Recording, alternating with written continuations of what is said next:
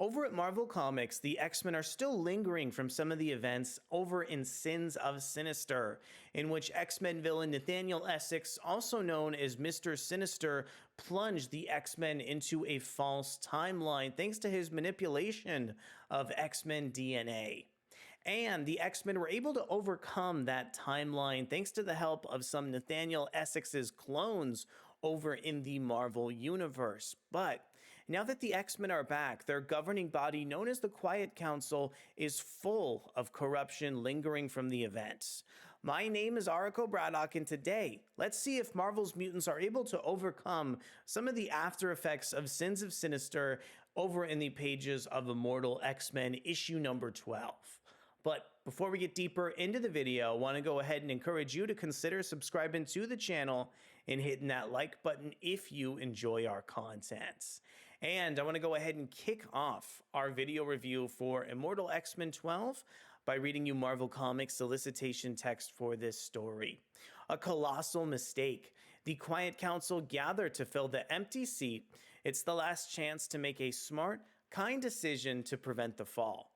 Luckily, the deciding vote is in the hands of trusty old Colossus. Let's hope he hasn't got plans to ruin everything. That would be terrible. So Immortal X-Men 12 is written by Kieron Gillen, featuring artwork from Lucas Werneck, colors from David Curiel, letters from VC's Clayton Cowles, design from Tom Muller and Bowen, and we have a cover for the issue coming in directly over from Mark Brooks. Here's a look over at the cover for Immortal X-Men that teases some of the animosity over between Colossus and the rest of the characters currently in Immortal X-Men 12, including Kitty Pryde. I want to extend a thank you over to Adventures in Poor Taste for posting this preview of the issue so incredibly fast.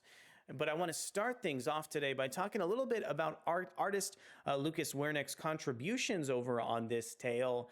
I think, as usual, Werneck does a great job filling in some of the kind of authentic facial expressions for the characters and really delivering like a great sense of acting with a lot of these individual players as well. I really do think that Immortal X-Men is focused in on some of the kind of character interactions as well as all these sort of political machinations over in the Quiet Council. So really appreciate the attention to detail that Lucas Werneck lends over to this storyline.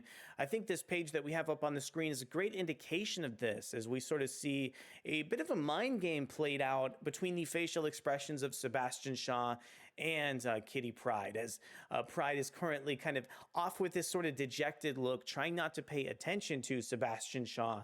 But we see that Sebastian Shaw is sort of like standing upright, has his arm extended, and seems to have a little bit of the upper hand over in this scene. Also, I really enjoyed the kind of character reveal over in Selene coming back to the pages of Immortal X-Men. I always love the kind of chaos that she brings over from Kieron Gillen's script, but really enjoyed this kind of pose that she's striking over on this particular page. Again, I think Lucas Werneck does a great job kind of giving you the character's confidence just based off of the individual pose they're striking. And I think some of the details that he lends to kind of Selene's expressions hold kind of throughout this entire issue. So really, really enjoyed all the ways that Werneck is able to capture some of the subtlety from Gillen's script just based on some of these poses. Even though it's such like a small and tiny panel here, I love the fact that we still get Pryde kind of emoting in this really small panel over in the issue. Now, in terms of the script on Immortal X-Men 12, I thought there were some really fascinating implications that saw the X-Men still dealing with the fallout of the Sins of Sinister timeline here. This book also plays into some of the kind of fascinating upcoming story threads as well with the Fall of X storyline just on the horizon for Marvel. I love the fact that we sort of get more understanding of where Sebastian Shaw lies in this issue. I like how Sebastian Shaw kind of lingers and ends up affecting even more kind of plot threads in this issue than you might have anticipated here. And also the way that Sebastian Shaw is kind of manipulating Colossus in all these certain directions throughout this story is really, really intriguing. I love the fact that even though Colossus is not currently in his right sort of frame of mind here, that author Kieron Gillen gives so much sort of characterization to him. I think it makes for a really compelling issue that stands out a little bit due to the fact that we have yet another character kind of acting a little bit odd or a little bit strange, and there's something just bubbling right beneath the surface here. I also really enjoyed how there's kind of a callback over to some of what happened between Hope and Exodus over in Sins of Sinister. I love the fact that their animosity is such like a vital story component over to this chapter. The kind of introduction and getting to see Rasputin 4 leap into a little bit more action was really fascinating too. Love the fact that she can hold her own against a character like Sebastian Shaw. We get more Sins of Sinister follow-up over in some of the kind of character relationship between Destiny and Mystique. We've gotten so much build up to their character, but I think this issue finally does a great job advancing their storyline in particular and paying off some big plot threads.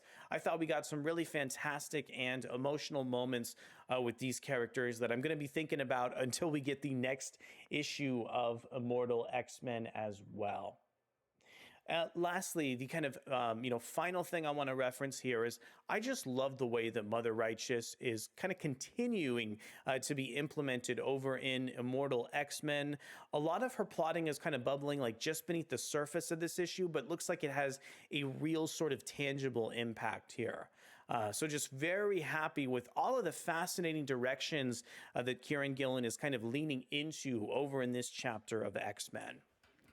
Overall here, I am incredibly impressed by some of the internal politics that Gillen and artist Lucas Werneck are navigating over in Immortal X-Men.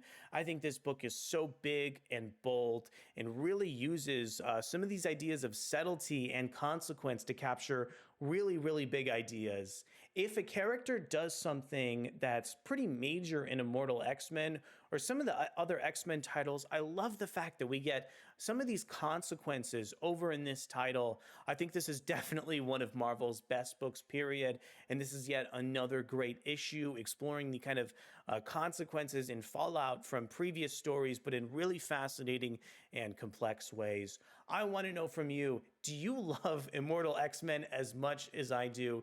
Do you enjoy kind of watching this book constantly reset itself and kind of struggle to navigate the X-Men's current ongoing environment? Let me know down in the comments below. Thank you so much for coming to check out our video review over on Immortal X-Men 12, and we'll be back really soon to cover everything comic book and X-Men related.